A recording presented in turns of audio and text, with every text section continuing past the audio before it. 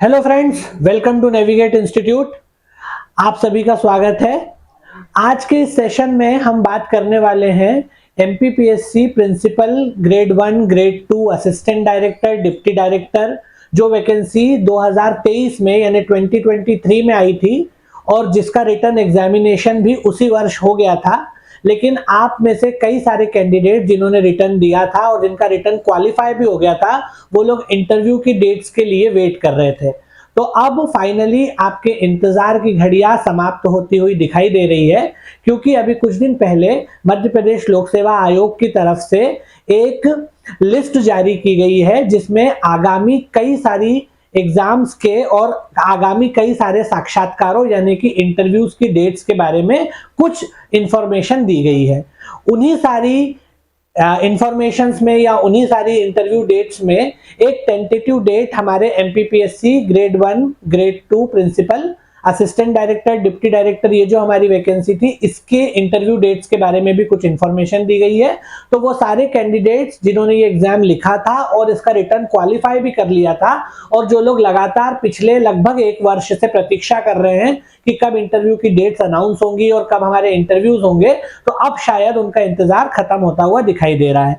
आप लोगों को शायद पता होगा कि अभी कुछ दिन पहले आयोग की तरफ से एक नोटिफिकेशन तो हम उसे नहीं कह सकते, लेकिन एक टेंटेटिव डेट्स जारी की गई है। कई सारी एग्जाम्स की गई है, उसमें एक एग्जाम ये वाली भी थी एमपीपीएससी प्रिंसिपल वाली, और इसकी जो टेंटेटिव डेट आयोग ने बताई है वो अक्टूबर नवंबर बताई हुई है। अगर आप उस लिस्ट में देखेंगे जो कि आपको आयोग की वेबसाइट पे मिल जाएगी, तो उसकी जो डेट बताई गई है वो है अक्टूबर नवंबर 2024। ठीक है, अब ये जो अक्टूबर नवंबर 2024 एक टेंटेटिव डेट आयोग की तरफ से दी गई थी, इसमें आज जब हम ये वीडियो रिकॉर्ड कर रहे हैं तब अक्टूबर का मंथ तो बीत चुका है और नवंबर का भी एक हफ्ता गुजर चुका है। मतलब अब आप ये मान के चल सकते हैं कि अगर आपका जो इंटरव्यू होने वाला है नवंबर एंड या दिसंबर तक होगा, क्योंकि अभी डेट्स फाइनल डेट्स अनाउंस नहीं हुई हैं, लेकिन फिर भी जो नोटिफिकेशन या जो लिस्ट आई थी उसमें अक्टूबर नवंबर दिया हुआ था। अब अक्टूबर तो बीत ही चुका है, नवंबर का भी एक हफ्ता गुजर गया है, इसलिए हम ये मान के चल सकते हैं कि नवंबर एंड या अगर नवंबर एंड में भी नहीं होते हैं तो दिसंबर के मंथ में शायद आपके इंटरव्यू शेड्यूल किए जा सकते हैं कमीशन के द्वारा। तो आपके पास रफली आप मान लीजिए कि 1-1.5 महीने का समय है इंटरव्यू की तैयारी के लिए। तो आज का ये जो हमारा सेशन है जिसमें मैं आपसे बात करने वाला हूं, ये पूरे तरीके से हम उन कैंडिडेट्स को लेकर के बना रहे हैं जिनका रिटर्न क्वालिफाई हुआ है और जो इंटरव्यू के लिए तैयारी कर रहे हैं या इंटरव्यू देने वाले हैं। तो इंटरव्यू में उनको क्या स्ट्रेटेजी रखनी है, किस तरह से इंटरव्यू की तैयारी करनी है, किस तरह से वो मैक्सिमम मार्क्स फेच कर सकते हैं इंटरव्यू में, इंटरव्यू का क्या रोल है, क्या इंपॉर्टेंस है आपके फाइनल सिलेक्शन में, और आप कैसे ज्यादा से ज्यादा मार्क्स अर्जित करके अपना फाइनल सिलेक्शन इंश्योर कर सकते हैं, क्या स्ट्रेटेजी रहनी चाहिए, क्या प्लानिंग रहनी चाहिए, उस पर ये पूरा सेशन हमारा आज का आधारित रहने वाला है। तो हम बात करते हैं, आगे बढ़ते हैं किन किन टॉपिक्स पे हम आज बात करने वाले हैं। सबसे पहले हम इंटरव्यू डेट और शेड्यूल के बारे में थोड़ा सा डिस्कस कर लेंगे। ठीक है, कि कब आपकी इंटरव्यू के शेड्यूल कब तक आ सकता है या क्या हो सकता है, उसके बारे में थोड़ा डिस्कस करेंगे। उसके बाद हम ये देखेंगे कि जिन भी स्टूडेंट्स का या कैंडिडेट्स का रिटर्न निकल चुका है और उनका कट ऑफ जो है वो कितने दूर है कट ऑफ से, मतलब उनके मार्क्स कितने हैं, तो फाइनल सिलेक्शन के लिए उनको इंटरव्यू में कितनी मेहनत करने की जरूरत है, उस हिसाब से ये तय होगा कि फाइनल सिलेक्शन के लिए आपका जो इंटरव्यू है वो कितना इंपॉर्टेंट रहने वाला है। आपके रिटर्न में जितने भी मार्क्स हैं अगर वो कम या ज्यादा है उस हिसाब से आपको इंटरव्यू में मेहनत करनी पड़ेगी। आप सभी को अपने मार्क्स का एक आइडिया तो है ही कि हमारे इतने मार्क्स थे रिटर्न में, तो आप ये मान के चलिए आपकी कैटेगरी क्या है, आपके मार्क्स कितने हैं, आप किस श्रेणी से आ रहे हैं, उस हिसाब से फाइनल सिलेक्शन में आपके इंटरव्यू को आपको किस हिसाब से तैयार करना है। तो उसमें थोड़ी सी बात करेंगे कि इंटरव्यू का फाइनल सिलेक्शन में क्या रोल और क्या इंपॉर्टेंस रहने वाला है, खास तौर पे आपके रिटर्न के मार्क्स के आधार पे और आपकी कैटेगरी के आधार पे। तो इसके बारे में थोड़ा सा डिस्कशन करेंगे। उसके बाद मैं आपको थोड़ा सा इंटरव्यू के बारे में ये बताऊंगा कि किस तरह से आपको इंटरव्यू तैयार करना है, कैसे आपकी प्रिपरेशन स्ट्रेटेजी रहनी चाहिए इंटरव्यू के मामले में। ठीक है, इंटरव्यू तो हम लोग जनरली देते हैं सभी एग्जाम्स के लिए, या किसी भी पोस्ट के लिए। आप प्राइवेट जॉब भी, जैसे आप में से अधिकांश लोग या बल्कि ज्यादातर लोग जो है किसी न किसी जॉब में ऑलरेडी होंगे ही, क्योंकि एक्सपीरियंस बेस्ड एग्जाम था, तो आप लोग ऑलरेडी किसी जॉब में होंगे। और जो नहीं भी होंगे उन्होंने भी, और जो होंगे भी उन्होंने भी कभी ना कभी इंटरव्यू दिया होगा। लेकिन जो गवर्नमेंट जॉब के लिए इंटरव्यू होता है उसकी तासीर थोड़ी सी अलग होती है। उसका जो एक फॉर्म होता है, उसका एक जो क्या बोलना चाहिए, एक जो उसका स्टाइल होता है वो थोड़ा सा अलग होता है। तो आपको किस तरह से फुल फ्लेजेड तैयारी करनी है, क्या स्ट्रेटेजी रखनी है, किन किन चीजों को तैयार करना है, किस तरीके से करना है, उसकी एक आउटलाइन मैं आपको आज के सेशन में बताऊंगा कि इंटरव्यू में किन बिंदुओं को, किन टॉपिक्स को किस तरह से तैयार करना है, किस चीज पर कितना फोकस रखना है, वो तमाम चीजें हम आज देखेंगे। और कौन कौन से पॉइंट्स प्रिपेयर करने हैं, किन पॉइंट्स के इर्द गिर्द आपका इंटरव्यू रहता है, ठीक है। और उसके बाद आप जब प्रिपेयर कर लेंगे तो कैसे ज्यादा से ज्यादा मार्क्स आप इंटरव्यू में अर्जित कर पाए, इसके बारे में हम थोड़ा सा डिस्कशन करेंगे। तो शुरू करते हैं। जैसे कि पहली चीज मैं आपको बता रहा हूं, इंटरव्यू डेट्स एंड शेड्यूल। तो मैंने आपको जैसे बताया कि आयोग की तरफ से कुछ दिन पहले एक लिस्ट जारी की गई थी जिसमें कई सारी एग्जाम्स के डेट्स के बारे में, इंटरव्यू की डेट्स के बारे में टेंटेटिव जानकारी दी गई थी, टेंटेटिव डेट्स दी गई थी। हम जिस परीक्षा की बात कर रहे हैं, MPPSC principal grade 1, grade 2, assistant director, deputy director, technical department, उसके लिए जो डेट दी गई है उस लिस्ट में वो अक्टूबर नवंबर 2024 दी गई थी। लेकिन अभी तक इसके आगे का कोई फर्दर इंफॉर्मेशन या कोई फर्दर डेवलपमेंट इसमें आयोग की तरफ से नहीं बताया गया है। तो अक्टूबर का मंथ तो हमारा निकल गया है, नवंबर का भी एक हफ्ता जो है, फर्स्ट वीक जो है निकल चुका है। तो हम ये मान के चलते हैं कि अब जो हमारा इंटरव्यू होगा वो दिसंबर में होगा, क्योंकि अभी इंटरव्यू की डेट्स आएंगी, है ना। इंटरव्यू की डेट्स भी कम से कम 2 हफ्ते पहले तो आएगी ही, कम से कम 15 दिन पहले। तो हम ये मान के चलते हैं कि दिसंबर से पहले आपका इंटरव्यू नहीं होने वाला, या तो नवंबर के लास्ट वीक में शुरू हो सकता है, पर मोस्ट प्रोबेबली आप मान के चलिए कि दिसंबर में, क्योंकि अभी तक डेट्स अनाउंस नहीं हुई है, तो एटलीस्ट 2 हफ्ते का समय तो देना ही चाहिए। तो दिसंबर के मंथ में आपका इंटरव्यू होगा। अगर दिसंबर में भी होता है तो आप ये मान के चलिए कि 1 मंथ का, यानी 1 महीने का समय आपके पास है, ठीक है। तो हम ये 1 महीना जो हमारे पास है, इसको हमको पूरी तरह से यूटिलाइज करना है 100% इंटरव्यू की तैयारी के लिए, और इस तरह से तैयारी करना है कि हम ज्यादा से ज्यादा नंबर ले सके, ठीक है। तो ये मान के चलते हैं कि 1 महीने का समय, और एक साथ तो इंटरव्यू होंगे नहीं। तो अगर आपका इंटरव्यू बाद में होता है तो आपके पास उतना एक्स्ट्रा समय बच जाएगा। जैसे मान लीजिए कि इंटरव्यू शुरू होने के 1 हफ्ते 1.5 हफ्ते बाद आपका इंटरव्यू है, तो उतना एडिशनल समय आपको मिल जाएगा, ठीक है। तो उस हिसाब से आपको अपनी स्ट्रेटेजी को डिवाइस करना है, पर आप तो कम से कम 1 महीने का मार्जिन इसको मान करके चलिए। दूसरी बात है कि इंपॉर्टेंस क्या है सिलेक्शन में इंटरव्यू का। तो किसी भी एग्जाम के लिए हर चरण में हर पेपर का महत्व होता है। कम ज्यादा हो सकता है, रेशो का, प्रोपोर्शन का, अनुपात का थोड़ा बहुत अंतर होता है, लेकिन कोई भी ऐसा खंड नहीं होता, कोई भी ऐसा चरण नहीं होता परीक्षा का जिसका इंपॉर्टेंस 0 हो या कम हो। आजकल जब कंपटीशन इतना ज्यादा होता है, एक एक नंबर पे कई स्टूडेंट्स या कैंडिडेट्स अंदर और बाहर हो जाते हैं, एक एक नंबर से सिलेक्शन और रिजेक्शन हो जाता है, वहां पर हमें 50 नंबर जो है हमारे लिए बहुत इंपॉर्टेंट है और बहुत महत्व रखते हैं। आपको पता ही है कि आपका 450 नंबर का जो है वो रिटर्न था, और 50 नंबर का आपका इंटरव्यू होने वाला है, और पूरे 500 मार्क्स जो है वो आपके एग्जाम में है, ठीक है। अब ये जो 450 मार्क्स हैं, इसमें आपको अपना कट ऑफ देखना है कि आपके रिटर्न में कितने मार्क्स हैं, और अपनी कैटेगरी की, आप किस कैटेगरी को बिलोंग कर रहे हैं, ठीक है।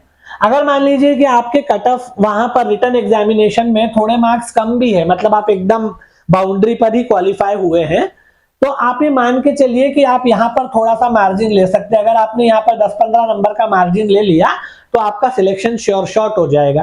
और अगर आप वहां पर मार्जिन में है और यहां भी मार्जिन पर ही आए तो फिर आपका सिलेक्शन रुक जाएगा, ठीक है। तो इसलिए 50 नंबर बहुत बड़ा क्या कहना चाहिए, एक बड़ा हिस्सा होता है। 500 में से 50 नंबर बड़े मायने रखते हैं, आप ये मान के चलिए, क्योंकि एक एक 2-2 नंबर पर ही सिलेक्शन और रिजेक्शन हो जाता है। तो वहां पर 50 नंबर का तो महत्व है ही, तो आपको इसको हल्के में नहीं लेना है। हालांकि आपका जो फाइनल सिलेक्शन होगा और जो मेरिट बनेगा वो तो कंबाइंड बनेगा, इसको आपको अलग से क्वालिफाई नहीं करना है, कंबाइंड बनेगा। लेकिन फिर भी आप ये कोशिश करिए कि आपको यहाँ पर कम से कम 35 प्लस मार्क्स अगर आप लेके आ जाते हैं, तो अगर आपके रिटर्न में कम भी नंबर है, अगर आप एकदम कट ऑफ के नजदीक भी है तो आप इधर लीड लेकर के अपना फाइनल सिलेक्शन इंश्योर कर सकते हैं। और अगर किसी के इधर काफी नंबर है तो भी ये नहीं कि आप सो जाए कि नहीं इंटरव्यू में 0 आ जाएंगे तब भी चल जाएगा, ऐसा नहीं है। अगर आपके नंबर थोड़े ज्यादा भी है रिटर्न में तब भी आपको मेहनत करनी है, क्योंकि ऐसा नहीं है 50 नंबर बहुत महत्व रखते हैं, ठीक है। तो इसलिए इसका बहुत इंपॉर्टेंस है 50 नंबर का, इसको आपको हल्के में बिल्कुल नहीं लेना है और अच्छे से तैयारी करनी है। अब मैं आपको ये बताना चाह रहा हूं कि इंटरव्यू जो होता है बेसिकली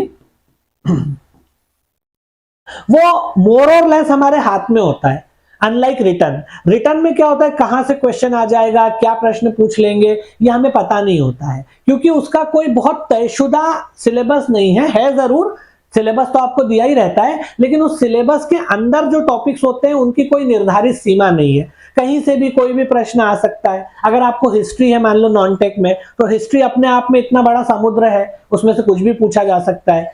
या आपका कोई टेक्निकल सब्जेक्ट भी है फॉर इंस्टेंस, तो वो भी अपने आप में एक महासागर है, कहीं से कोई भी प्रश्न आ सकता है। लेकिन जो हमारा इंटरव्यू होता है ये मोर और लेस हमारे हाथ में होता है। इसके 2-3 कारण होते हैं। एक तो ये होता है कि आपको जो है इंस्टेंट रिस्पॉन्स मिल जाता है, आपको वहीं के वहीं जो है आपका उत्तर क्या रहा, क्या रिएक्शन रहा, वहीं पर रिस्पॉन्स मिल जाता है। फिर आपका जो अगला क्वेश्चन होता है वो आपके उत्तर में से ही निकलता है।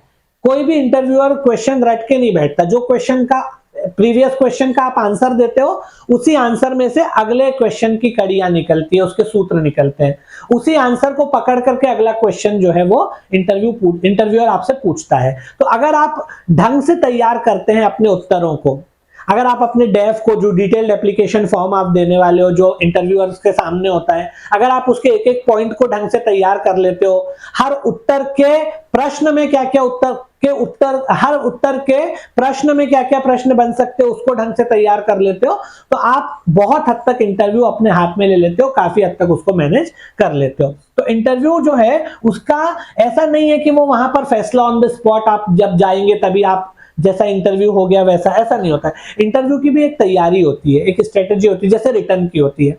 बहुत सारे कैंडिडेट्स क्या सोचते हैं कि इंटरव्यू की क्या तैयारी करें, वहां पर जाएंगे और जो पूछेगा उसका जवाब दे दिया जाएगा तो इंटरव्यू हो जाएगा, ऐसा नहीं होता है। जैसे रिटर्न के एग्जाम की तैयारी होती है वैसे ही आपके इंटरव्यू की भी तैयारी होती है। उसमें भी ऐसे कुछ पॉइंट्स होते हैं जो हमको प्रिपेयर करने होते हैं। उसमें भी क्या क्या प्रश्न पूछे जा सकते हैं, उन प्रश्नों का आपको क्या उत्तर देना है, आपके दिए गए उत्तर में से कौन से प्रश्न बन सकते हैं, उन प्रश्नों का आपको क्या उत्तर देना है।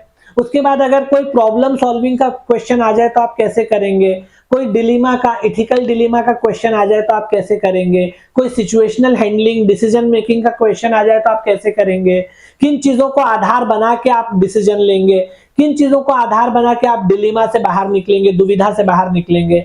अगर आपको कोई पॉलिटिकल नेचर का क्वेश्चन पूछ लिया जाए तो आपको कैसे हैंडल करना है। अगर आपको करप्शन या पॉलिटिकल प्रेशर या इस तरह के क्वेश्चन आ जाए तो कैसे आपको डील करना है। अगर आपसे फैक्चुअल क्वेश्चन पूछे जाए तो उसमें आपको कैसे करना है, आपको क्या पहन के जाना है, कैसे बिहेव करना है, आई कांटेक्ट कैसा होना चाहिए, हैंड मूवमेंट कैसे होने चाहिए, बैठने का तरीका, पोस्चर क्या होना चाहिए, ये तमाम चीजों की तैयारी होती है। It's a science in itself, ये अपने आप में एक शास्त्र है, अपने आप में एक विषय है, ठीक है। तो इसकी आपको ढंग से पूरी तैयारी करना पड़ेगी, तभी आप इंटरव्यू में ज्यादा से ज्यादा मार्क्स लेके आ सकते हैं। तो इंपॉर्टेंस जो है वो सिलेक्शन में बहुत ज्यादा है। अब हम आते हैं कि हमारे को कैसे और क्या क्या पॉइंट्स इसमें प्रिपेयर करने रहते हैं, उसके बारे में बात करते हैं, ठीक है। सबसे पहले मैं आपको ये बता देता हूं कि हमारे यहाँ नेविगेट इंस्टीट्यूट में हम लोग ने इंटरव्यू गाइडेंस प्रोग्राम शुरू किया है इसके लिए, इसी पोस्ट के लिए, जिसमें आपको डिटेल्ड और कंप्लीट स्ट्रेटजी मिलेगी और साथ ही साथ आपको हर एक पॉइंट पर डिटेल्ड एनालिसिस दिया जाएगा कि किस तरह से आपको इंटरव्यू के लिए प्रिपेयर करना है। तो आपके 8 से 10 सेशन रहेंगे उसमें, और उन सेशंस में each and every point, her point को डिटेल में आपको बताया जाएगा प्रिपेयर करने का तरीका, और साथ ही साथ आपको उसमें बहुत सारे मॉक इंटरव्यूज भी दिए जाएंगे। तो अगर आप में से कोई भी इंटरव्यू गाइडेंस प्रोग्राम अटेंड करना चाहता है और मॉक इंटरव्यू देना चाहता है जो कि उस पूरे कंप्लीट पैकेज का हिस्सा है, तो आप इन नंबर्स पे कॉल करके और फर्दर इंफॉर्मेशन ले सकते हैं, या फिर अगर आप इंदौर में हैं तो हमारे ऑफलाइन सेंटर को भी विजिट कर सकते हैं जो भंवरकुआ इंदौर पे है। ठीक है, तो वो मैं आपको आगे और बता दूंगा। लेकिन अगर आप लोग कोई भी इंटरव्यू गाइडेंस प्रोग्राम से जुड़ना चाहते हैं जिसमें कंप्लीट स्ट्रेटेजी, कंप्लीट तैयारी, आपकी फुल फ्लेजेड तैयारी करवाई जाएगी, हर पॉइंट के बारे में आपको डिस्कस किया जाएगा, आपका डेफ से लेकर के आपके पर्सनल इंफॉर्मेशन से लेकर के वर्क एक्सपीरियंस से लेकर के सिचुएशनल वाले क्वेश्चन से लेकर सारे तरह के क्वेश्चंस जो इंटरव्यू में पूछे जा सकते हैं या पूछे जाएंगे, उसका एक कंप्लीट फुल फ्लेजेड कोर्स हमारा है। अगर आप उसमें इनरोल करना चाहते हैं तो आप इनरोल हो सकते हैं और इन 2 नंबर्स पे आप कॉल करके और फर्दर इंफॉर्मेशन ले सकते हैं। ठीक है, अब हमको इंटरव्यू, मैं आपको यहां पर जो बता रहा हूं वो एक शॉर्ट में एक आउटलाइन की तरह से बता रहा हूं, इसको बहुत डिटेल में हमने पूरा अपना कोर्स जो है इंटरव्यू गाइडेंस प्रोग्राम उसमें डिस्कस करेंगे। लेकिन मैं आपको बता रहा हूं कि इंटरव्यू में हमें क्या क्या पढ़ना है, किस किस तरीके से पढ़ना है, उसका एक बेसिक आइडिया कम से कम आपको मिल जाए। ठीक है, इंटरव्यू के लिए जो सबसे की डॉक्यूमेंट होता है वो होता है आपका डिटेल्ड एप्लीकेशन फॉर्म, जिसको हम डेफ बोल सकते हैं, जो इंटरव्यूअर के सामने होता है। आपके बारे में इंटरव्यूअर के सामने या इंटरव्यूअर को जानने के लिए एक ही की डॉक्यूमेंट होता है, वो है आपका डिटेल्ड एप्लीकेशन फॉर्म, जो फॉर्म आप सबमिट करते हैं।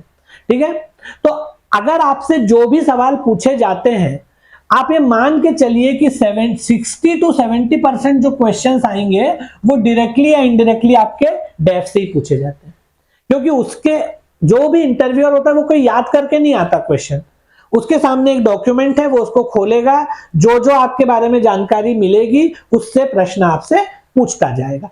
ठीक है, शुरू छोटे से छोटा और बड़े से बड़ा हर एक पॉइंट को आपको डेफ के अंदर तैयार करना होता है। तो 60 से 70% जो आपका इंटरव्यू है वो तो डेफ से ही रहता है। और डेफ में कई खंड होते हैं, आपने देखा होगा, उसमें आपका पर्सनल इंफॉर्मेशन है, आपके नाम, आपके फादर का नाम, आपका पता, आप कहाँ के रहने वाले हो, आपकी कैटेगरी क्या है, एवरीथिंग। ठीक है, उसके बाद आपका एजुकेशनल बैकग्राउंड रहता है, आपने क्या क्या पढ़ाई की है, कहाँ से की है, किस कॉलेज से, किस यूनिवर्सिटी से, किस शहर से, किस जिले से स्कूलिंग कॉलेजिंग आपने की है, ग्रेजुएशन किया है, डिप्लोमा किया है, पीजी किया है, जो जो किया है। ठीक है, कौन कौन से सब्जेक्ट आपके रहे हैं, है ना, आपने अगर रिसर्च किया है तो किसमें किया है, अगर आपने इंजीनियरिंग किया है मान लीजिए तो आपके प्रोजेक्ट क्या है, क्या प्रोजेक्ट आपने बनाए होंगे, इंफॉर्मेशन, तो तमाम चीजें इसमें एजुकेशनल बैकग्राउंड में रहती है। उसके बाद आपका वर्क एक्सपीरियंस, अगर आपने कोई जॉब की है, जो कि आप में से ज्यादातर लोग कर ही रहे होंगे, है ना, तो आपका जो जॉब प्रोफाइल है, वर्क एक्सपीरियंस है कि आपने मान लीजिए एक ही पोस्ट पे किया, अलग अलग पोस्ट पे किया, तो तमाम आपको लिखना है कि आपने किन किन फील्ड्स में या किन किन कंपनी में, किस किस फैक्ट्री में, किसी भी फील्ड में किस किस प्रोफाइल पे आपने जॉब की है, तो आप करंटली क्या कर रहे हैं, इससे पहले अगर आपका जॉब प्रोफाइल कुछ और रहा हो, उसके पहले कुछ और रहा हो, तो वो तमाम आपको मेंशन करना होता है। तो आपका वर्क एक्सपीरियंस है ना, तो आप अभी क्या कर रहे हैं, वो जॉब प्रोफाइल, आपने पहले क्या किया हुआ है, वो तमाम चीजें, तो उससे क्वेश्चंस पूछे जाते हैं। अगर गैप आ रहा है बहुत ज्यादा, मान लीजिए कि आपने ग्रेजुएशन किया या पीजी किया, उसके बाद 4-6 साल आपका गैप है, उसके बाद आपका जॉब शुरू हुआ, तो गैप से जुड़े हुए क्वेश्चंस आपको कैसे मैनेज करना है, भाई आप इस बीच क्या कर रहे थे। अगर आपने 2000 पर से कि 2000 आपका 18 में ग्रेजुएशन कंप्लीट हो गया, अभी 2024 है और इस बीच आपका कोई वर्क एक्सपीरियंस नहीं है, या 2023 से वर्क एक्सपीरियंस है, उससे पहले आप 4-5 साल का गैप है, तो उसको आपको कैसे मैनेज करना है। तो personal information, educational information, work experience, है ना, गैप से जुड़े क्वेश्चन, आपके हॉबी, इंटरेस्ट, ये भी इसमें रहता है, आपके क्या हॉबी है, क्या इंटरेस्ट है, उनको आप कैसे परस्यू करते हैं, उससे जुड़ी हुई जो जो क्वेश्चंस पूछे जाते हैं। तो आपका 60% जो है वो डेफ में से ही रहता है। ठीक है, उसके बाद आप जो जिस पोस्ट के लिए आप अप्लाई कर रहे हो, है ना, आपने ये स्विच क्यों कर रहे हो, आप ऑलरेडी जिस जॉब में हो आप उसे स्विच करके इसमें क्यों आना चाहते हो। अगर आप मान लो कि इससे अच्छी जॉब में हो या बराबर की जॉब में हो, पे लेवल इक्वल है या जो पोस्ट का लेवल है वो इक्वल है, तो फिर आप क्यों स्विच करना चाहते हो। तो ये तमाम तरह के जो क्वेश्चंस बनते हैं उसको आपको कैसे हैंडल करना है, ये सारी चीजें आपको बिफोर हैंड प्रिपेयर करके जाना पड़ेगी। ऐसा नहीं है कि आप वहां जाकर सोचो, ऐसा नहीं होता। अगर आपका गैप हो रहा है तो पहले से आपको एक्सप्लेनेशन सोचना है, ऐसा जो कि बिलीवेबल हो और प्रॉमिसिंग लगे, ऐसा नहीं लगे कि आप ब्लफ कर रहे हो, झूठ बोल रहे हो। अगर आप स्विच कर रहे हो जॉब तो आप किस वजह से कर रहे हो पहले से आपको सोच के जाना है। अगर आप किसी प्रोफाइल पे हो तो वहां आपका क्या रोल, क्या रिस्पॉन्सिबिलिटीज है, आप क्या क्या काम करते हो, है ना, वो तमाम चीजों की जानकारी आपको होनी चाहिए। अगर मान लो आप रेलवे में हो तो आपका वहां पर क्या प्रोफाइल है, क्या काम आप कर रहे हो, रेलवे से जुड़ी जानकारी। अगर आप मान लो कि कंस्ट्रक्शन में हो तो आप वहां क्या काम कर रहे हो, क्या आपकी प्रोफाइल है। अगर आप मान लो कि एमपीवी में हो या इलेक्ट्रिक, मतलब किसी भी डिपार्टमेंट में आपका क्या जॉब रोल है और उस डिपार्टमेंट से जुड़ी हुई बेसिक जानकारी। आपका एजुकेशनल बैकग्राउंड में आप जो सब्जेक्ट्स आपने पढ़े हैं ग्रेजुएशन में, उनमें से कुछ सब्जेक्ट्स के बारे में कम से कम आपको बेसिक चीजें पता होनी चाहिए। ठीक है, आपकी ब्रांच से रिलेटेड जो क्वेश्चंस होते हैं वो। पर्सनल इंफॉर्मेशन, आपका नाम, आपका शहर, आपका गांव, उस शहर या गांव के बारे में कोई खास बात हो तो तमाम चीजें जो है डेफ से पूछी जा सकती है, आपको उसको प्रिपेयर करना रहता है। दूसरा जो पोर्शन होता है वो होता है पोस्ट स्पेसिफिक या preference.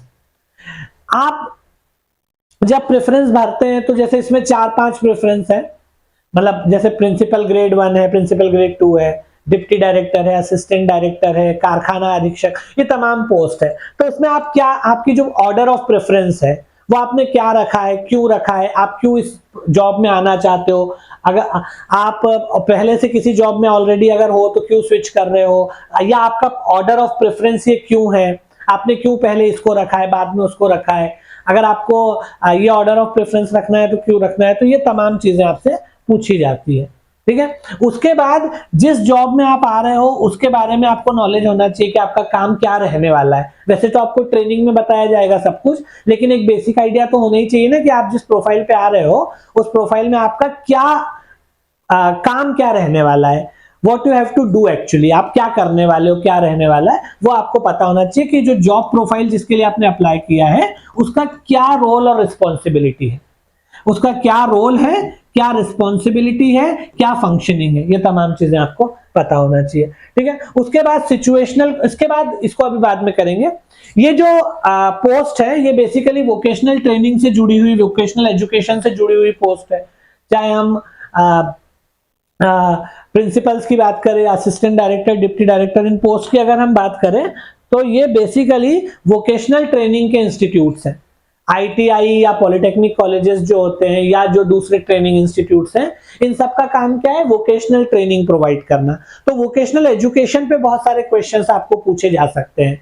Formal education, vocational education में क्या डिफरेंस है, इंडिया में वोकेशनल एजुकेशन का क्या माहौल है, क्यों इंडिया को वोकेशनल एजुकेशन की बहुत ज्यादा जरूरत है, अगर हमारे एम्प्लॉयमेंट हमें सुधारना है तो उसमें वोकेशनल ट्रेनिंग का क्या रोल रहेगा, उसके मार्ग में क्या बाधाएं हैं, क्यों लोग वोकेशनल एजुकेशन को लुक डाउन करते हैं, how to improve it, what is the way forward, कैसे हम आगे बढ़ सकते हैं, कैसे इसका क्या रोल है, क्या इंपॉर्टेंस है, ये तमाम चीजें आपको पता होनी चाहिए। ठीक है, उसके बाद इसके लिए गवर्नमेंट जो पॉलिसीज और स्कीम्स चला रही है, वैसे आपने रिटर्न में पढ़ा ही होगा, हालांकि इसको अब 1 सदी तो बीती चुकी है रिटर्न को पढ़े हुए आपको, है ना, पिछले साल पढ़ा था, काफी टाइम हो गया है, लेकिन उसमें आपने बहुत सारी स्कीम्स के बारे में पढ़ा होगा। जो स्किल डेवलपमेंट वाला खासतौर पे 4 यूनिट्स थी, आप में से मेरा ख्याल है बहुत लोगों को याद भी नहीं होगा, लेकिन जो पेपर 2 है, पेपर 2 में 2 पार्ट है, पार्ट 1 पार्ट 2। तो पार्ट 1 वाला जो हिस्सा है जिसमें शुरुआती 4 यूनिट्स में skill development and vocational training के बारे में ज्यादातर बातें बताई गई है, उसमें एक यूनिट है, बल्कि कई सारी यूनिट्स है जिनमें स्कीम्स और पॉलिसीज गवर्नमेंट की हमको पढ़नी है। उसमें गवर्नमेंट की जो पॉलिसी है वोकेशनल ट्रेनिंग को लेकर के, स्किल डेवलपमेंट को लेकर के, स्किल डेवलपमेंट के साथ साथ एंटरप्रेन्योरशिप को लेकर के, एंटरप्रेन्योरशिप का क्या रोल है, स्किल डेवलपमेंट का क्या रोल है, कैसे उसको किया जाना चाहिए, क्या क्या कमियां हैं, क्या क्या स्कीम्स चलाई जा रही है, एवरीथिंग। तो वो जो शुरुआती 4 यूनिट्स हैं स्किल डेवलपमेंट, वोकेशनल ट्रेनिंग और एंटरप्रेन्योरशिप के बारे में, उसमें कई सारी स्कीम्स, पॉलिसीज, फ्रेमवर्क वगैरह के बारे में आपने पढ़ा होगा। आपको फिर से उसको पढ़ना पड़ेगा क्योंकि उससे भी बहुत सारे क्वेश्चंस पूछे जाएंगे। कई सारी स्कीम्स इस बीच बंद भी हो गई है, कई सारी स्कीम्स रिवाइज भी हो गई है, कई सारी नई स्कीम शुरू भी हो गई है, तो वो तमाम आपको अपडेशन करना पड़ेगा।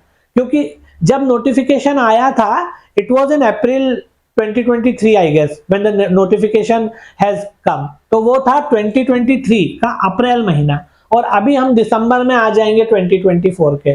तो it has been almost more than 1.5 year, 1.5 साल से ज्यादा का समय हो गया है। 1.5 साल में तो कितने परिवर्तन आ भी जाते हैं। तो कई सारी पॉलिसीज, जैसे हमारे यहाँ मध्य प्रदेश में जो मध्य प्रदेश कौशल संवर्धन योजना और कौशल्या योजना चल रही थी, उसको भी फॉर अ टाइम बीइंग रोक दिया गया था, ठीक है। उसके बाद खेल, ये जो सीखो कमाओ योजना है, ये बाद में आई है, उस समय नहीं थी सीखो कमाओ योजना। और भी कई योजनाएं सेंट्रल गवर्नमेंट की बदली है, रिवाइज हुई है, तो वो तमाम आपको देखना पड़ेंगी।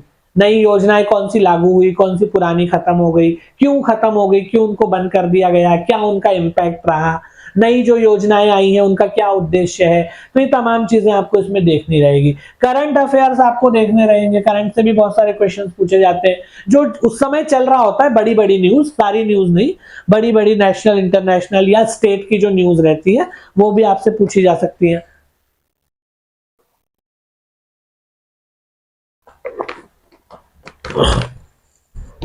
और वो किसी भी फील्ड की हो सकती है। अब जैसे अभी इजराइल और अरब के बीच में वहां पर संघर्ष चल रहा था मिडिल ईस्ट में, उसकी कोई न्यूज आ गई, कुछ भी हो सकता है, जो भी उस समय करंट में चल रहा हो रहा है, नेशनल हो, इंटरनेशनल हो, बिजनेस से रिलेटेड हो, स्किल डेवलपमेंट से रिलेटेड हो, वोकेशनल एजुकेशन से रिलेटेड, जनरल एजुकेशन से रिलेटेड, कोई सोशियो पॉलिटिकल इशू हो, कई चुनाव हो, इलेक्शन हो, कुछ भी हो सकता है। तो करंट अफेयर्स के भी क्वेश्चन आ सकते हैं। आपके खास तौर पे आप जहां से हो, मान लो वहां कोई न्यूज में कोई चीज रही हो, मतलब आप जहां से बिलोंग करते हो वहां कोई चीज न्यूज में रही हो, ऐसा कुछ भी पूछा जा सकता है, ठीक है। उसके बाद आते हैं सिचुएशनल क्वेश्चंस, जो प्रॉब्लम सॉल्विंग और डिसीजन मेकिंग वगैरह के रहते हैं। इनका कोई डेफिनेट आंसर नहीं होता, ये कोई फैक्चुअल क्वेश्चन नहीं होते, ये फैक्चुअल क्वेश्चन नहीं होते, सब्जेक्टिव क्वेश्चन होते हैं। आपको अपनी समझ के आधार पे इनका उत्तर देना रहता है। आपको कोई सिचुएशन दे दी, कोई प्रॉब्लम दे दी और पूछा कि ऐसी स्थिति में आप क्या करेंगे, तो वहां पर आपको सही जवाब देना रहता है। ये क्वेश्चंस भी आपको सॉल्व करने का तरीका आना चाहिए कि आपको किस आधार पे इनको सॉल्व करना है।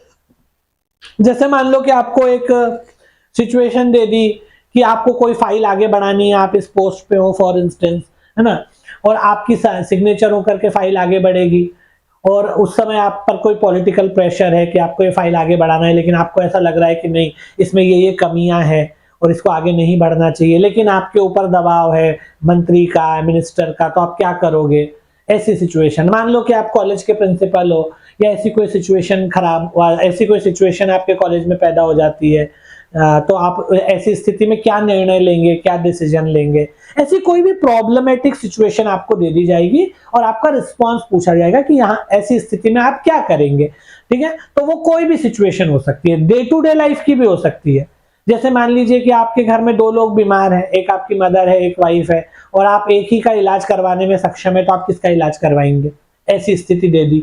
तो डे टू डे लाइफ की भी आपका प्रेजेंस ऑफ माइंड चेक करने के लिए, आपकी डिसीजन मेकिंग की कैपेसिटी को चेक करने के लिए, आपका प्रॉब्लम सॉल्विंग का एटीट्यूड चेंज करने के लिए कि आपका प्रॉब्लम सॉल्विंग एटीट्यूड या एक्यूमेन आपके अंदर कितना है, आप कैसे प्रॉब्लम को एनालाइज करते हो, कैसे सही हल तक, सही समाधान तक पहुंचते हो। तो ऐसी कुछ क्वेश्चंस भी आपको पूछे जाते हैं और इनकी भी तैयारी होती है, ऐसा नहीं कि इनकी तैयारी नहीं होती, इनकी भी तैयारी होती है। इसमें भी आपको कुछ चीजों को ध्यान में रखना होता है। तो सिचुएशनल हैंडलिंग हो, प्रॉब्लम सॉल्विंग हो, डिसीजन मेकिंग हो, इनके क्वेश्चंस को भी सॉल्व करने की एक स्ट्रेटेजी होती है, एक डेफिनेट तरीका होता है। ऐसा नहीं कि कुछ भी रैंडमली आपको जवाब देना होता है, इसका भी एक तरीका होता है और उस तरीके के आधार पर ही आपको जवाब देना होता है, ठीक है। अब देखिए, ये जो क्वेश्चंस होते हैं, इसमें कोई भी सिचुएशन आपको दी जा सकती है, क्योंकि ये फैक्चुअल नेचर के क्वेश्चन नहीं है, इसलिए इसमें आपका अपना एनालिटिकल पावर, आपकी अपनी समझ, आपकी अपनी अंडरस्टैंडिंग का बड़ा रोल होता है। ऐसा नहीं कि आप याद करके चले गए कि भाई स्ट्राइव स्कीम ये है और बता दिया, या आप याद करके चले गए कि सीखो कमाओ योजना ये है, बता दिया जाके। इसमें आपको वहीं पर कोई नई स्थिति दी जाएगी और उसको आपको अपने दिमाग से सॉल्व करना है कि मैं ऐसी स्थिति में ये निर्णय लूंगा, और इस निर्णय के पीछे आपको ये भी बताना है किस आधार पर निर्णय लिया है। अगर आपसे आपके मान लो कि आपको एक सिचुएशन दी गई कि आपके कॉलेज में वाटर कूलर था लगा हुआ, जो पानी ठंडा करता था, बच्चे इससे पानी पीते थे स्टूडेंट। मान लो कि एक दिन वाटर कूलर जो है वो खराब हो गया, मतलब इसने फंक्शन करना, काम करना बंद कर दिया, और इस वजह से वाटर जो है वो कंटेमिनेटेड हो गया, प्रदूषित हो गया, और कंटेमिनेटेड वाटर कंज्यूम करने की वजह से कई सारे स्टूडेंट, टीचर बीमार हो गए, एक आध मर भी गया, ठीक है। जैसे ही आपको इसकी जानकारी मिलती है, आपको इसकी जानकारी मिली कि भाई वाटर कूलर 2 दिन से खराब था या 3 दिन से खराब था, किसी ने ध्यान नहीं दिया, कंटेमिनेटेड वाटर बच्चे पी के बीमार पड़े हुए हैं और ये सिचुएशन जो है मीडिया में भी बात आ गई है। अब ऐसी स्थिति में आपका सीरीज ऑफ रिस्पॉन्स क्या रहेगा, आप क्या करोगे, सबसे पहले क्या करोगे, फिर उसके बाद, तो एक आपको सीरीज ऑफ रिस्पॉन्स बताना है। ऐसे इस तरह के जो क्वेश्चंस होते हैं ये प्रॉब्लम सॉल्विंग और सिचुएशनल हैंडलिंग के क्वेश्चन है। कई बार मॉरल डिलेमा या इथिकल डिलेमा के क्वेश्चन आते हैं कि आपको दो में से एक चीज को चुनना है, दोनों ही गलत या दोनों ही सही है।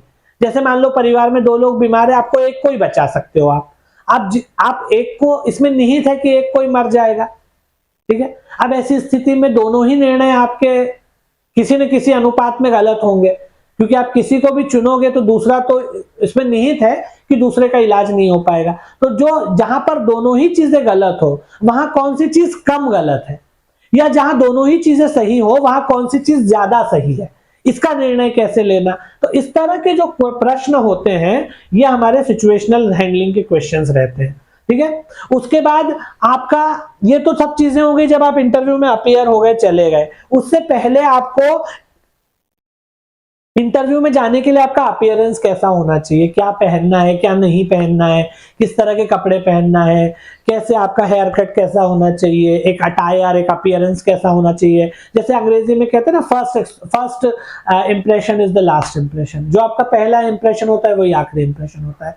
तो आप कैसे दिखते हैं, दिखने का मतलब ये नहीं कि आपको ऋतिक रोशन की तरह या ऐश्वर्या राय की तरह दिखना है, ऐसा नहीं है। मतलब आपका एक सोबर, सिंपल, डिसेंट सा अपीयरेंस होना चाहिए, वो आपको कैसे प्रिपेयर करना है, ठीक है।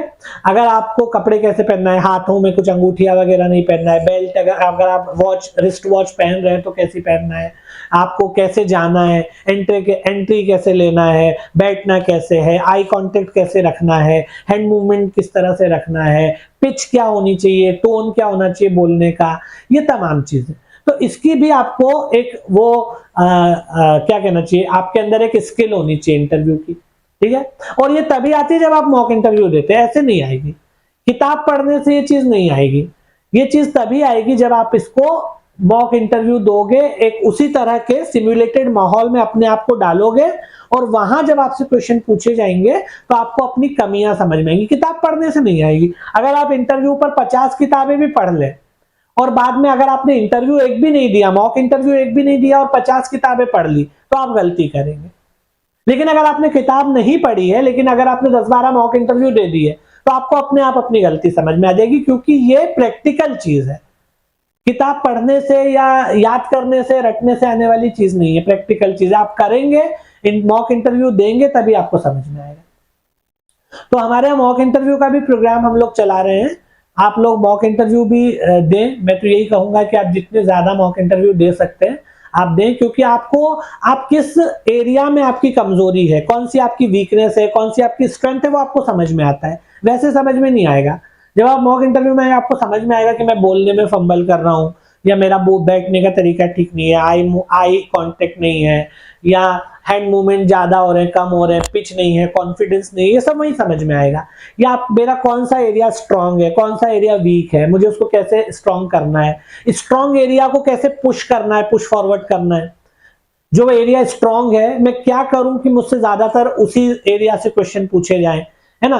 कैसे मैं अपने इंटरव्यू को डिवाइस करूं, आंसर कैसे दूं ताकि उसी से अगले क्वेश्चन की लिंक बन जाए। तो वो तमाम चीजें आपको मॉक इंटरव्यू में गाइडेंस से पता चलेगी। हमारे यहाँ जो मॉक इंटरव्यू होते हैं उसमें आपको एक एक पॉइंट पे डिटेल्ड आपको रिव्यू दिया जाता है। मतलब हर छोटी से छोटी बात का रिव्यू आपको दिया जाएगा। पैनल होती है, एक्सपीरियंस लोगों की पैनल होती है, जिसमें 3 से 4 लोग बैठे रहेंगे और उस पैनल के द्वारा बिल्कुल वैसे ही जैसे कि आयोग में, कमीशन में जैसे इंटरव्यू होता है, बिल्कुल सेम सिमुलेटेड माहौल में यहाँ पर इंटरव्यू कंडक्ट कराया जाता है, ठीक है। और उसके बाद आपको हर एक पॉइंट पे कहाँ आपकी वीकनेस है, कहाँ पॉजिटिव है, कहाँ नेगेटिव है, किस चीज में कमी है, कैसे आपको इंप्रूव करना है, हर चीज के माइन्यूट से माइन्यूट चीज के बारे में आपको गाइडेंस दिया जाएगा पर्सनली। तो उससे आपको बहुत फायदा होगा। इसलिए आप मॉक इंटरव्यू जरूर दें, ये मैं कहूंगा।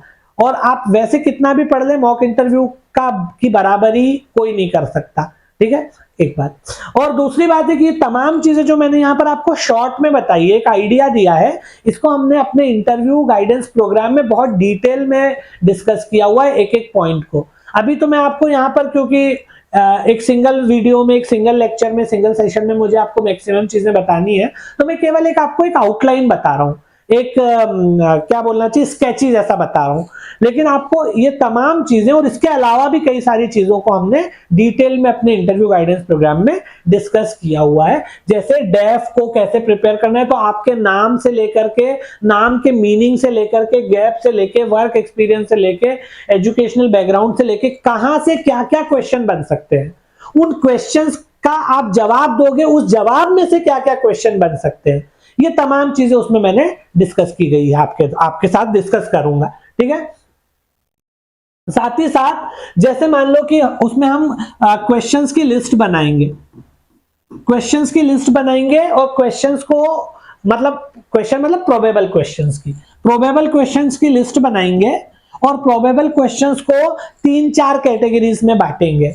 एक है मोस्ट प्रोबेबल, जो पूछा जाएगा ही जाएगा, जिसके चांसेस बहुत ज्यादा 90% चांसेस है या उससे ज्यादा है कि आपसे पूछा जाएगा।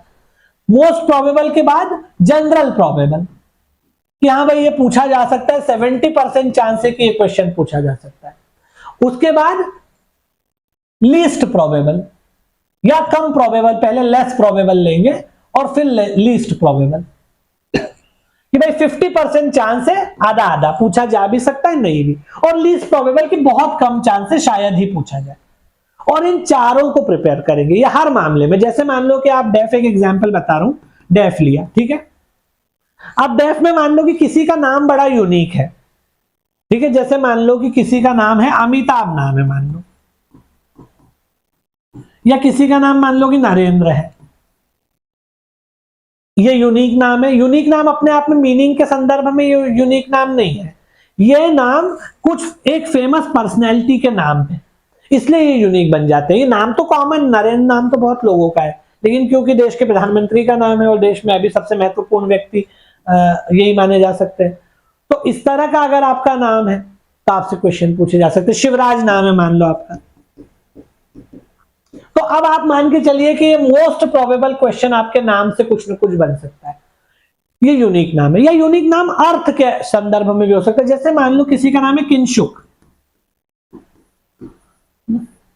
तो ये नाम अपने आप में जिज्ञासा पैदा कर रहा है कि इसका मतलब क्या है। अब आपसे इंटरव्यूअर इसका मीनिंग पूछ सकता है कि भाई किंशुक आपका नाम बड़ा यूनिक है, क्या मीनिंग है इसका, तो ये पूछा। लेकिन अगर किसी का नाम जनरल है, मान लो कि सिंपल कुछ ऐसे ही नाम है, जैसे मान लो किसी का नाम पूजा है। अब पूजा नाम जो है भारत में हर तीसरी लड़की का नाम है। अब ये जाएगा लीस्ट प्रोबेबल में, आपके नाम से कोई क्वेश्चन आपसे नहीं पूछा जाएगा, ठीक है। लेकिन अगर आपका नाम अमिताभ, नरेंद्र, किंशुक, शिवराज ऐसा कुछ है तो आपसे पूछा जाएगा। और क्या पूछा जाएगा ये भी, अगर आपका नाम किंशुक है तो मीनिंग पूछा जाएगा, लेकिन अगर नरेंद्र, अमिताभ है तो मीनिंग नहीं पूछा जाएगा। ये पूछा जा सकता है कि भाई अमिताभ बच्चन और आप में, आपकी पर्सनैलिटी में क्या आपको लगता है कुछ कॉमन है, दोनों की पर्सनैलिटी में क्या कॉमन ट्रेट्स हैं, आपको क्या लगता है कि आपके और उनका नाम मिलता है, तो क्या आपके और उनके व्यक्तित्व में भी कोई समानता है, ये पूछा जा सकता है। नरेंद्र मोदी के बारे में भी पूछा जा सकता है कि उनके कार्यकाल का आप आकलन कैसे करते हैं, कि इस तरीके से।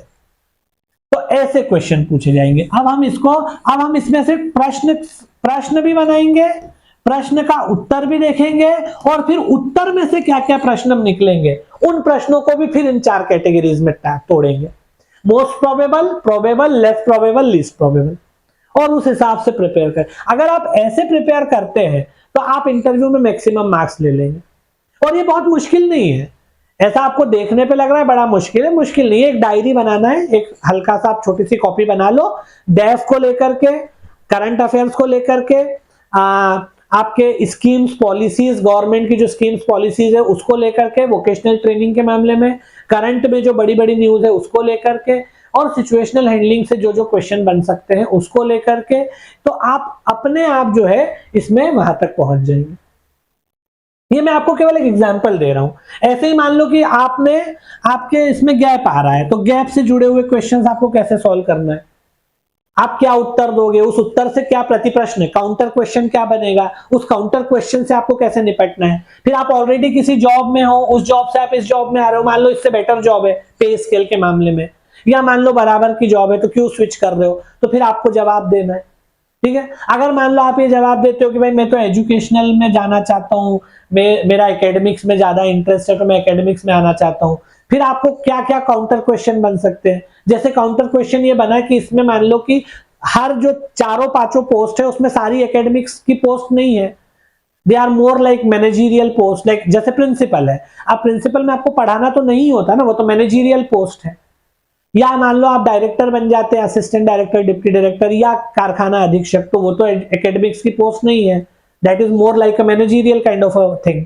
तो फिर आपको कैसे एकेडमिक्स का प्रत्यक्ष यहाँ पर एक्सपोजर मिलेगा, if you want to go in academics, तो उसको आपको कैसे सॉल्व करना है। तो ऐसे बहुत सारे क्वेश्चंस बन सकते हैं, उनको आपको कैसे रिस्पॉन्स करना है, कैसे उनसे निपटना है, ये हमको इस पूरे इंटरव्यू के प्रोग्राम के जरिए सीखना पड़ेगा। अगर आप स्ट्रेटेजी से, रणनीति के साथ, एक सही प्लानिंग के साथ तैयार करते हैं इंटरव्यू को, तो आप इसमें ज्यादा से ज्यादा मार्क्स ले लेंगे, कोई दिक्कत नहीं। हॉबी और इंटरेस्ट, आपको हॉबी या इंटरेस्ट में क्या भरना है या क्या आपने भरा हुआ है, उससे क्या क्या प्रश्न बन सकते हैं उस पर्टिकुलर हॉबी से। अगर आपने बहुत जनरल हॉबी भरी हुई, क्रिकेट विकेट भर दिया है, क्रिकेट देखना, फिल्म देखना, उससे बहुत ज्यादा क्वेश्चन नहीं बनते, क्योंकि वो तो हर दूसरे आदमी की हॉबी है। इंटरव्यू वाले भी पक जाते हैं क्रिकेट देख देख के, या क्रिकेट पढ़ पढ़ के, या फिल्म पढ़ पढ़ के। लेकिन अगर आपने कोई यूनिक हॉबी लिखी है तो उससे आपको सवाल जरूर आएंगे। जैसे मान लीजिए कि किसी ने हॉबी लिखी है, हमने कुछ मॉक इंटरव्यूज हम लोग लेते हैं, तो उसमें बहुत सारी लड़कियां लड़के बड़ी अच्छी यूनिक हॉबीज लिखते हैं, तो वो अपने आप एक तरीके का इंटरेस्ट पैदा करते हैं, खास तौर पे इंटरव्यूअर के मन में। जैसे एक लड़की ने हॉबी लिखी थी किसी पर्टिकुलर लोकगीत के बारे में, गणगौर या कोई लोकगीत के बारे में, तो उससे सवाल बन जाएगा।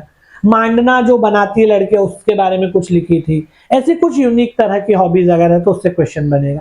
फिर क्वेश्चंस को हम दो तीन भागों में बांटते हैं। एक, देखो, जो भी इंटरव्यूअर होता है वो उस विषय का ज्ञाता नहीं भी हो सकता है। एक लेमैन के दृष्टिकोण से क्या क्वेश्चन बनते हैं, लेमैन मतलब एक आम आदमी, वो क्या प्रश्न पूछेगा आपसे उस संदर्भ में। जैसे मान लो कि आपने लिखा है कि मेरी जो हॉबी है वो फॉर इंस्टेंस योगा करना है, ठीक है। अब मान लो कि मैं तो योगा नहीं करता हूं, या जो इंटरव्यूअर है वो तो योगा नहीं करता है, तो योगा के बारे में वो आपसे क्या क्वेश्चन पूछेगा। एक लेमैन जिसको योगा की बहुत टेक्निकल जानकारी नहीं है, तो क्या पूछेगा, आपको बताएगा कि भाई कोई भी 5 आसन बता दो, और उन आसनों का क्या महत्व है, किस बीमारी या किस शरीर के किस अंग से उसका संबंध है, तो आप बता दो। जैसे 5 चीजें, 5 बड़ा फेवरेट अंक रहता है, 5 3 ये बता दो। अगर मान लो आपसे पूछा है कि आप फिल्में देखते हो, तो बता दो कि 5 फिल्में जो अभी आपने रिसेंट में देखी हो, आपको अच्छी लगी हो, ठीक है। तो योगा में आप 5 आसन बता दो जिनका बहुत महत्व है शरीर को सुचारू ढंग से चलाने के लिए। ऐसा किताबें पढ़ते हैं अगर आप, तो लेमैन के दृष्टिकोण से क्या क्वेश्चन बनते हैं, एक्सपर्ट के दृष्टिकोण से क्या क्वेश्चन बनते हैं। मान लो वो भी योगा ही करता हो, तो आपसे पूछ ले कि भाई ये इस चीज में बताओ कोई एक्सपर्ट वाला क्वेश्चन। तो इस तरीके से अगर आप थोड़ा सा महीने भर इसी में भीड़ करके रोज 4-5 घंटे दे करके प्रिपेयर कर लें इंटरव्यू को, तो मेरे हिसाब से आप आसानी से ज्यादा नंबर फेच कर लेंगे। बस ये है कि आपको इन विभिन्न, यहां पर मैंने बहुत शॉर्ट में बताया है, मैं फिर बता रहा हूं, इसके अलावा भी कई बिंदु हैं जिन पर हमें तैयारी करनी होती है इंटरव्यू के अंतर्गत, ठीक है। अगर मैं यहाँ पर पॉलिसीज और स्कीम्स की बात करूंगा तो उसमें भी फर्दर कई चीजें बनेंगी कि कौन कौन सी पॉलिसीज है, उनका इम्पैक्ट, उसका बेसिक आइडिया क्या था, बेसिक विजन क्या था, मिशन क्या था, क्यों लॉन्च की गई थी, क्या इम्पैक्ट रहा, क्या शॉर्टकमिंग्स रही, है ना, उसका फुल फॉर्म क्या है, क्या उसमें क्या क्राइटेरिया क्या है कैंडिडेट्स का, ये तमाम चीज। जैसे सीखो कमाओ योजना अपने लॉन्च की गई, उसके बारे में, उसका क्या इम्पैक्ट रहा, कितना क्राइटेरिया था, कौन उसमें इनरोल हो सकता था, क्या विजन था उसको लॉन्च करने के पीछे, एवरीथिंग ऐसे। तो ये कई क्वेश्चंस पूछे जाते हैं अलग अलग तरह के। मैंने यहाँ पे शॉर्ट में कुछ चीजें आपको बताई है। लास्ट में मैं आपको ये बोलूंगा कि इसके लिए हमने एक full fledged complete interview guidance program launch कर रहे हैं। आप लोग जो भी रिटर्न क्वालिफाई कर चुके हैं, अब आपके पास 1-1.5 महीने का समय है, और इस समय को आप वेस्ट किए बगैर इस प्रोग्राम के साथ अगर जुड़ेंगे तो आपको बहुत ज़्यादा फायदा होगा इंटरव्यू में, आपके मैक्सिमम नंबर आप ले सकते हैं, और अगर आपके रिटर्न में कुछ कम भी है तो आप यहाँ पर उस गैप को फिल कर पाएंगे। उसका जो आपको रिटर्न में अगर मार्क्स कम है तो आप यहाँ पर आपको वो एज मिल जाएगा, तो आप उससे बराबरी में आ जाएंगे और अपना फाइनल सिलेक्शन इंश्योर कर लेंगे। एक चीज, क्योंकि अब समय कम है और ये समय जो है हमको गंवाना नहीं है, इसमें हमको भीड़ करके 1-1.5 महीना इंटरव्यू की अच्छे से तैयारी कर लेनी है। अगर आपका रिटर्न निकला है तो फिर सिलेक्शन आपका होना चाहिए। रिटर्न निकल करके सिलेक्शन ना हो तो उससे बड़ी दुख की कोई बात नहीं है। अगर रिटर्न ही नहीं निकला तब तो चलो ठीक है, कोई बात नहीं, लेकिन अगर रिटर्न निकल गया है, इतने नजदीक आकर के 50 नंबर का इंटरव्यू है, इतने नजदीक आकर भी सिलेक्शन अगर रुक जाता है तो फिर ये अच्छी बात नहीं होगी। तो भीड़ के तैयारी कीजिए। We should leave no stone unturned, कोई भी कोर कसर बाकी नहीं रहने देनी है, ठीक है। तो ये प्रोग्राम में मैं आपको डिटेल में आपके डेफ के एक एक पॉइंट से लेकर के, माइन्यूट पॉइंट से लेकर के सिचुएशनल प्रॉब्लम सॉल्विंग के क्वेश्चंस को कैसे हल करना है, क्या उसमें आधार रखना है, कैसे एक्सप्लेनेशन देना है, वो तमाम चीजों से लेकर के करंट अफेयर से लेकर के एवरीथिंग बताऊंगा। और साथ ही साथ हम बहुत सारे मॉक इंटरव्यूज भी आपके लेंगे। एक बड़ा पैनल होगा जो आपके मॉक इंटरव्यूज लेगा और उसमें आपको फिर गाइड करेगा कि आप कहां पर आपकी शॉर्टकमिंग्स है, क्या पॉजिटिव है, क्या नेगेटिव है। एक एक पॉइंट पे आपको डिटेल में अपनी कमियों को बताया जाएगा और उनको सुधार कैसे करना है वो सुधार भी करवाया जाएगा, ठीक है।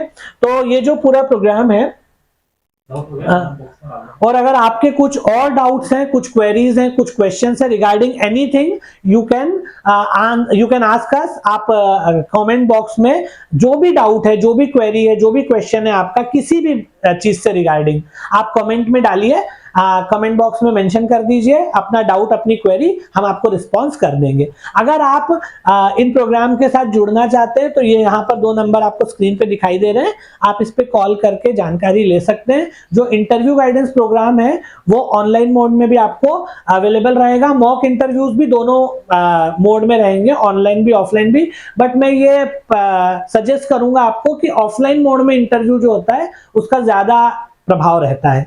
ऑनलाइन मोड में उतने अच्छे से नहीं हो पाता है, हालांकि वो फैसिलिटी तो अवेलेबल है, अगर आप नहीं आ सकते सेंटर पे हमारे यहाँ तो ऑनलाइन भी दे सकते हैं, लेकिन ऑफलाइन अगर आप इंटरव्यू देते हैं मॉक इंटरव्यू तो वो ज्यादा सही रहता है काफी हद तक, ठीक है। तो आप इससे लेकर के इन दोनों नंबर्स पे संपर्क करके बात कर सकते हैं। वैसे इस पूरे प्रोग्राम का जो फी है 3000 है, 3000 है, लेकिन अगर आप मेरा कोड यूज करते हैं तो आपको उस पर 500 का डिस्काउंट मिल जाएगा। तो मैं आपको यहाँ पर अपना कोड मेंशन कर देता हूँ, ADARSH 5, आदर्श 5, ये मेरा कोड है। अगर आप इसको यूज करेंगे तो आपको 500 का डिस्काउंट मिल जाएगा, तब आपको वो कोर्स जो है 2500 में पड़ेगा, और वैसे कोर्स जो है वो 3000 का है, ठीक है। और नेविगेट प्राइम जो है वो हमारी एप्लीकेशन है, इसको भी आप डाउनलोड कर सकते हैं। ये आपके लैपटॉप पे, आईफोन पे, मोबाइल, एंड्रॉइड, हर जगह मतलब वर्किंग है। गूगल प्ले से आप इसको डाउनलोड कर सकते हैं, ठीक है। और कोई आपको क्वेरी हो तो आप इन नंबर्स पे कॉल भी कर सकते हैं, कमेंट में भी पूछ सकते हैं। और मेरे तरफ से तो यही सजेशन रहेगा, क्योंकि मैं ये चाहता हूं कि आप लोगों में सभी का सिलेक्शन हो और किसी भी तरह से सिलेक्शन रुके ना, क्योंकि आपका रिटर्न निकल गया है इस हिसाब से। तो ये जो पूरा 1 महीना है इसमें इंटरव्यू की भीड़ के एक एक पॉइंट की तैयारी कर लीजिए, और बहुत मुश्किल नहीं है। अगर आप एक एक पॉइंट को तैयार कर लेंगे, क्या क्या क्वेश्चन बनते हैं, किस तरह से उसका आंसर करना है, किस तरह से प्रेजेंटेबिलिटी रखना है, आंसर कैसे देना है, ज्यादा लंबे नहीं, ज्यादा छोटे नहीं, टू द पॉइंट कैसे आंसर, ये तमाम चीजों का अगर आप एक तरह से माइंडफुल एक्सरसाइज कर लेते हैं, माइंडफुल तरीके से अगर आप इसको एक तरीके से प्रिपेयर कर लेते हैं और उसका थोड़ा प्रैक्टिस कर लेते हैं, तो आप इंटरव्यू में ज्यादा से ज्यादा नंबर लेके अपना फाइनल सिलेक्शन इंश्योर कर पाएंगे। तो ये मेरी शुभकामनाएं आपको कि आप ज्यादा से ज्यादा मतलब जितने भी लोग सिलेक्ट हुए हैं वो अभी से जुट जाएं इंटरव्यू की तैयारी में, और बाकी जो भी आपकी क्वेरीज हैं आप पूछ सकते हैं। अब अगले सेशन में आपसे फिर मुलाकात होगी। Thank you very much.